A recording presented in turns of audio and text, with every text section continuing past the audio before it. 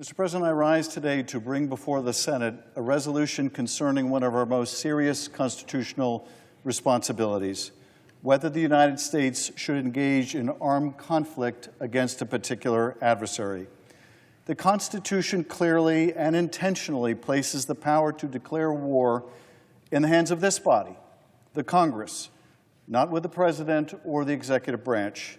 Our Constitution's framers, having just endured a war and having paid the toll that war always takes, wanted to ensure that our newly independent nation would see the representatives of the people make the decision whether and when to put American lives on the line. In 1798, James Madison wrote to Thomas Jefferson about the danger of leaving that power in the hands of an executive.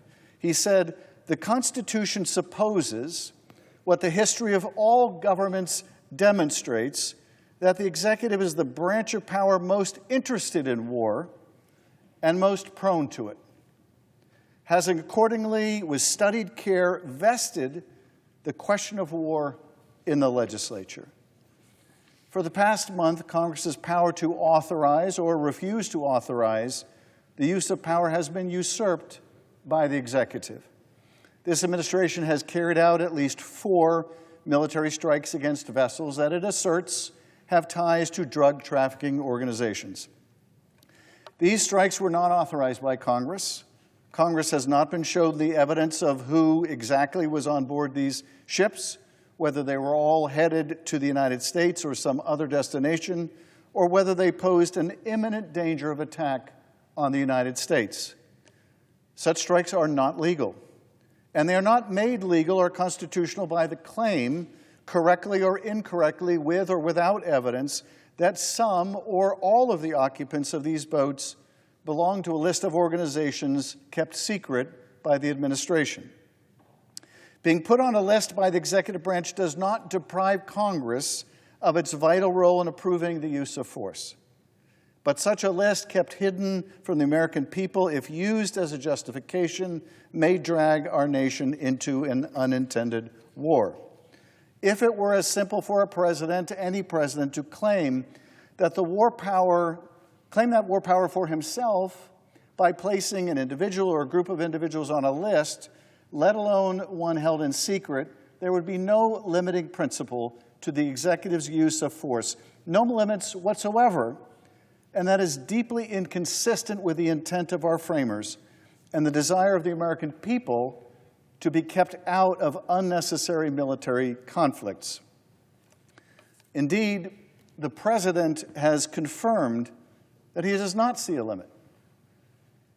He saw targets at sea, and now he sees potential targets on land. Now, I know that the word unprecedented gets used so much these days that perhaps it's lost some of its value. But we need to put in context just how far from normal these strikes are. For perhaps the first time in our history, a president of the United States ordered the U.S. military to use lethal force against individuals who posed no imminent threat of attack and who could have been stopped thousands of miles from our shore had we interdicted and arrested those on board, just as they routinely are by our Coast Guard. Instead, the U.S. military used lethal force on 4 separate occasions, killing everyone on board. And despite this breathtaking departure from more than 2 centuries of law and practice, we still know almost nothing about these strikes, some taking place as far as 2,700 miles away. It may be there were narcotics traffickers on board some or all of these vessels. It may also be that some of these boats were being used for human trafficking, and the victims of that offense were killed along with the perpetrators. Or if not on one of the first 4 ships destroyed, then perhaps on the next one. The lack of detail concerning these strikes is telling. We have learned of these strikes through social media posts from the President, the Secretary of Defense, and from the press. In fact, administration officials have offered differing accounts of where these vessels were heading. Media reports have suggested, without rebuttal from the administration, that the first vessel to be struck had turned around prior to being hit.